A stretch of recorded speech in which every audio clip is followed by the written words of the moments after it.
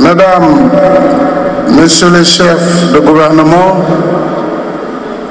Mesdames, Messieurs les chefs de délégation des pays amis et institutions partenaires,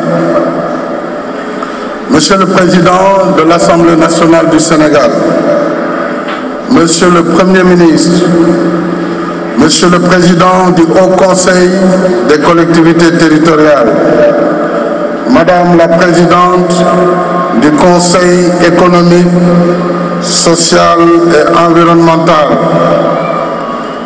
Monsieur le Président du Conseil constitutionnel, Madame, Messieurs les membres du Conseil constitutionnel, Mesdames, Messieurs les ministres d'État, Mesdames, Messieurs les ministres, Monsieur le Premier Président de la Cour suprême, Monsieur le Procureur général près la Cour suprême, Mesdames, Messieurs les membres du corps diplomatique, honorables députés, Mesdames, Messieurs les membres du Haut Conseil et du Conseil économique, social et environnemental,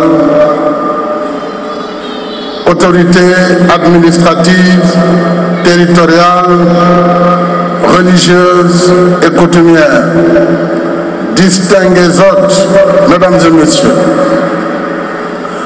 avant tout propos, je tiens à vous saluer, chers frères et sœurs, chefs d'État africains, et vous remercier chaleureusement pour l'amitié et l'honneur que vous nous faites en rehaussant cette cérémonie d'investiture de votre présence.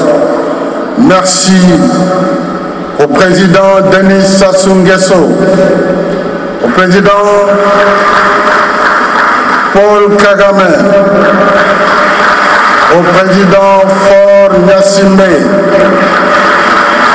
merci au président Mohamed Ould Abdelaziz, merci au président Alpha Condé, merci au président Mamadou Issoufou, merci au président Alassane Ouattara, merci au président José Carlos Fonseca, merci au président Ibrahim Boubacar Keïta, merci au président Jorge Mario Vaz, merci au président Mohamedou Bouhari, merci au président Roch Marc Christian Kaboré, merci au président Adama Barrow, merci également au président Georges Weah, merci au président Julius Mada Bio, merci à Madame la Présidente d'Éthiopie, Madame Sahle Work Zaoudi, merci au président Andry Rajoelina de Madagascar et merci au président Félix Tshisekedi de la RDC. Je voudrais également remercier le Premier ministre du Gabon, le vice-président du Ghana, et je reviendrai tout à l'heure sur toutes les délégations étrangères ici présentes. Fidèle à l'attachement panafricaniste du Sénégal, je me réjouis de poursuivre, chers collègues, avec vous, nos efforts communs pour la paix, la sécurité, la stabilité et l'intégration africaine. Je remercie tous les pays et institutions partenaires qui ont envoyé des délégations à l'occasion de cette cérémonie, ainsi que tous nos invités ici présents. Au nom du peuple sénégalais et à mon nom personnel, je vous souhaite la bienvenue et un agréable séjour parmi nous. Monsieur le Président du Conseil constitutionnel, je voudrais vous remercier, ainsi que les membres du Conseil, pour vos félicitations et vos propos aimables. Le 24 février dernier, les citoyens sénégalais se sont massivement rendus aux urnes avec un taux de participation de 66,23% pour choisir, dans le calme et la sérénité, leur futur président de la République. Les observateurs nationaux et internationaux ont salué à l'unanimité la bonne organisation du scrutin et attesté que le vote a été libre et transparent. Le mérite en revient au peuple sénégalais. Je rends grâce à Dieu. Je réitère ma profonde gratitude aux citoyennes et citoyens qui m'ont renouvelé leur confiance à une majorité confortable de 58,26%. Je ressens dans cette confiance renouvelée un honneur pour le bilan qu'elle approuve et une motivation à poursuivre mes efforts pour répondre aux espérances de la nation. Je pense aussi aux compatriotes qui ont exprimé d'autres choix. Ces choix, comme celles de la majorité, j'allais dire ces voix, comme celles de la majorité, méritent le respect pour la diversité qu'elle apporte à notre expérience démocratique. Je dois reconnaître et gratitude, je dois reconnaissance et gratitude pour son soutien et sa patience à ma famille qui me donne la force et la quiétude de me consacrer entièrement aux servitudes de l'État. En vertu du serment que je viens de prêter, je serai le président de toutes les Sénégalaises et de tous les Sénégalais. Je renouvelle par conséquent mon appel au dialogue sans exclusive, un dialogue constructif et ouvert à toutes les forces vives du pays, à toutes les forces politiques, aux forces économiques et sociales. À la tête de l'État, je mesure pleinement la responsabilité et la gravité de la charge.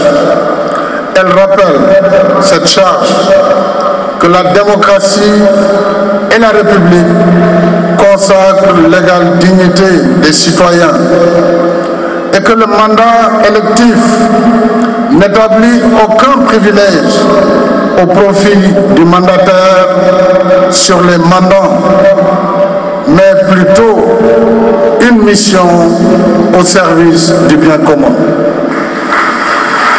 Il s'agit de servir et non de se servir. C'est donc avec humilité et détermination que je me remets au service du peuple sénégalais. Au cours des 7 dernières années, je me suis pleinement consacré à l'avènement d'un Sénégal pour tous, à travers le plan Sénégal émergent et en mettant en place des politiques publiques fondées sur l'équité territoriale et la justice sociale. Ainsi, nous avons amélioré les performances de notre économie grâce à l'assainissement des finances publiques et à des réformes hardies en matière de gouvernance.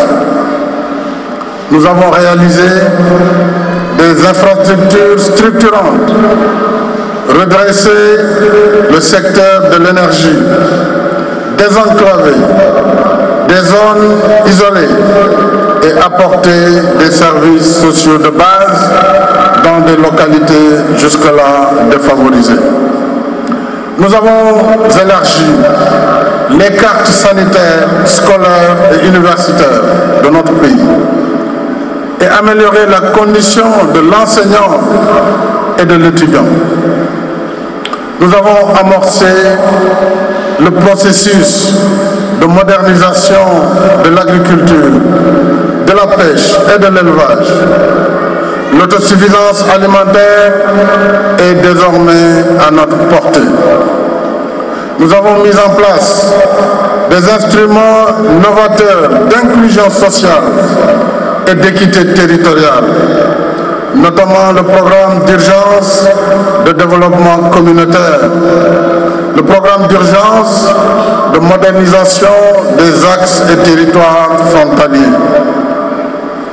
les programmes de modernisation des villes et cités religieuses, les bourses de sécurité familiale, la couverture maladie universelle et les cartes d'égalité des chances pour les personnes vivant avec un handicap.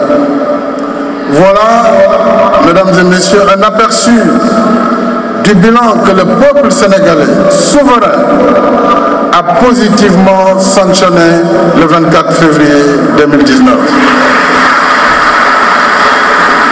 Nos acquis sont indéniables et seront renforcés par la mise en œuvre de la deuxième phase du plan Sénégal émergent sur la période 2019-2024.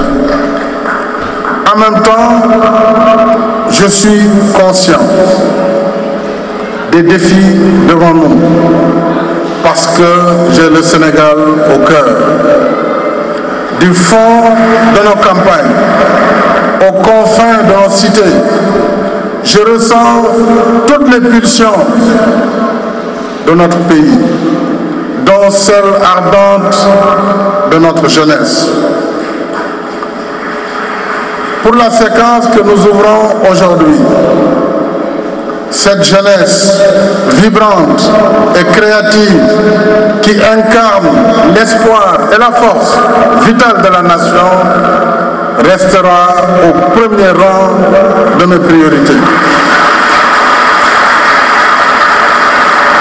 En conséquence, des efforts encore plus soutenus seront consacrés à l'emploi et à l'employabilité des jeunes. Je poursuivrai la réforme de notre système éducatif afin qu'à tous les niveaux, il ouvre davantage la possibilité à la formation professionnelle.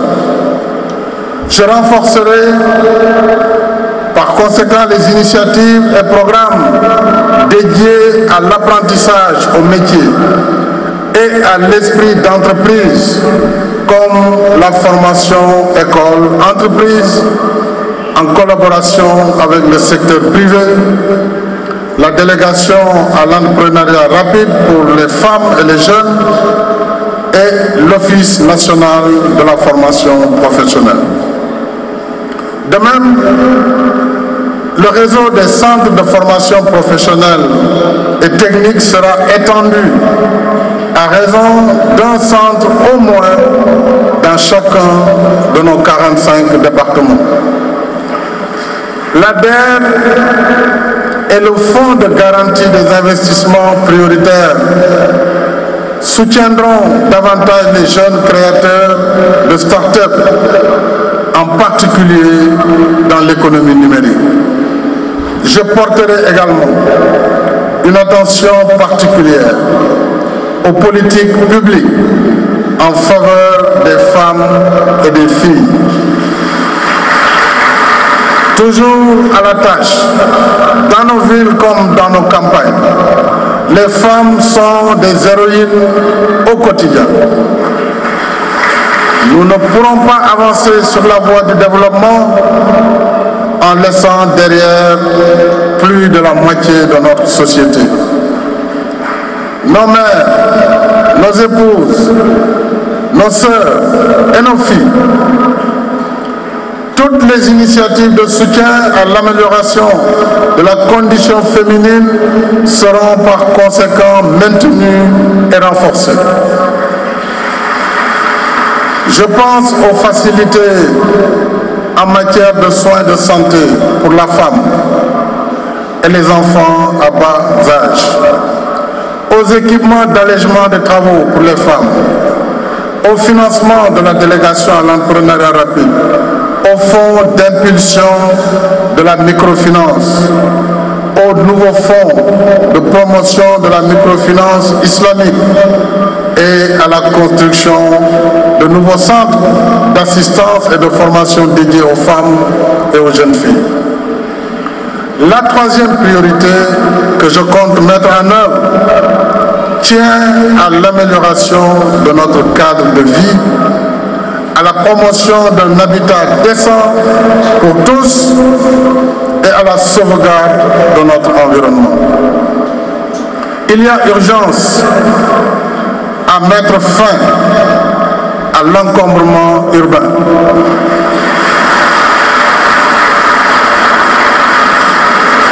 Il y a urgence à mettre fin à l'insalubrité, aux occupations illégales de l'espace public et aux constructions anarchiques dans des zones inondables comme le technopole de Dakar.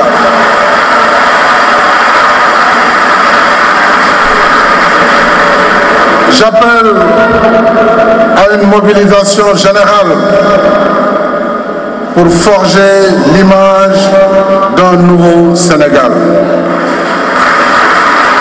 Un Sénégal plus propre dans ce quartier, plus propre dans ce village, plus propre dans ces villes. En un mot, un Sénégal avec zéro déchet.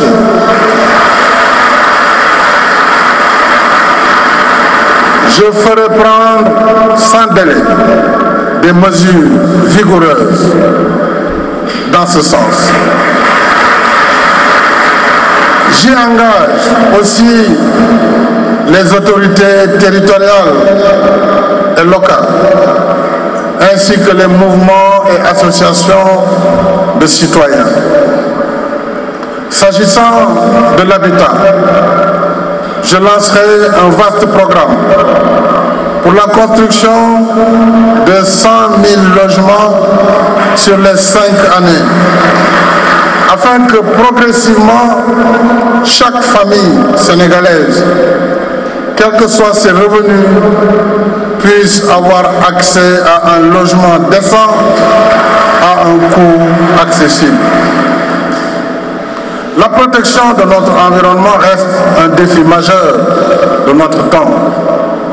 J'ai initié le plan Sénégal émergent PSE vert pour consacrer plus d'efforts à la sauvegarde de notre écosystème par le reboisement massif et une plus ferme lutte contre la spéculation foncière et la déforestation, particulièrement une lutte sans merci contre la spéculation foncière dans les zones humides et celles à vocation agricole, notamment la zone de Niayes. Outre sa beauté naturelle, la zone de Niayes est un maillon essentiel de notre chaîne alimentaire. Elle contribue à nourrir la nation et à générer des recettes d'exportation. Je voudrais dire solennellement que je ne laisserai pas la frénésie de la spéculation foncière détruire cette zone d'intérêt vital pour les producteurs agricoles et pour la nation tout entière. Je veillerai personnellement à la protection des zones à vocation agricole sur l'étendue du territoire national. En même temps, dans le processus d'aménagement de nouvelles zones urbaines de Diamniadio et du Lac Rose, je réitère l'attention particulière que j'accorde à la préservation de l'écosystème, en particulier la conservation du baobab ce grand arbre multiséculaire, emblème de notre pays. La réforme de l'administration est la 4e priorité que je compte mettre en œuvre pour soutenir nos efforts vers l'émergence et le développement. Notre administration, ancienne et rompue à la tâche, est l'épine dorsale de l'État. Elle en assure la stabilité et la continuité au-delà des changements de gouvernement et de régime. Je sais, et je m'en félicite, qu'elle recèle des ressources humaines de qualité, dévouées corps et âme à la bonne marche du service public. Tout cela est appréciable. Mais nous pouvons faire mieux. Notre administration doit aujourd'hui épouser les réalités de son temps et s'adapter à ces missions devenues plus nombreuses, plus diversifiées, plus complexes et donc plus exigeantes. Or, dans bien des cas, trop de routine, trop de lenteur, trop de procédures et de formalités indues continuent d'altérer l'efficacité du service public et la compétitivité de notre économie. Dans la nouvelle dynamique que je compte imprimer à la conduite des affaires publiques, j'ai la ferme intention d'inscrire toutes les actions de l'État en mode fast track. Nous l'avons déjà réussi pour des projets et initiatives majeures. Il nous faut généraliser ces meilleures pratiques. Quand on aspire à l'émergence et qu'on est tenu par l'impératif du résultat, l'urgence des tâches requiert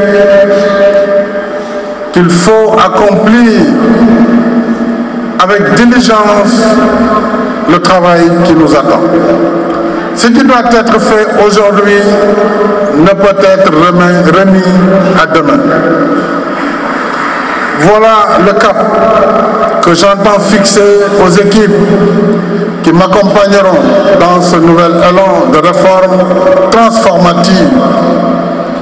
En tant qu'usagers du service public, nous attendons tous de l'administration qu'elle soit plus accueillante à notre endroit, plus diligente dans son fonctionnement et plus performante dans ses résultats. J'engagerai donc des réformes sans tarder, visant à simplifier et à rationaliser nos structures, réformer nos textes là où c'est nécessaire et dématérialiser davantage nos procédures et formalités administratives. Dans la continuité du Forum national de l'administration tenu en avril 2016, il s'agit de moderniser davantage notre système administratif de façon à ce qu'il réponde mieux à ses missions régaliennes de service public et de développement. J'appelle donc chaque agent de l'administration à être un acteur et un partenaire de cette mutation qualitative. Dans le même esprit, je compte saisir l'Assemblée nationale afin qu'elle accompagne les changements dans la gouvernance de l'exécutif pour un meilleur suivi des politiques publiques.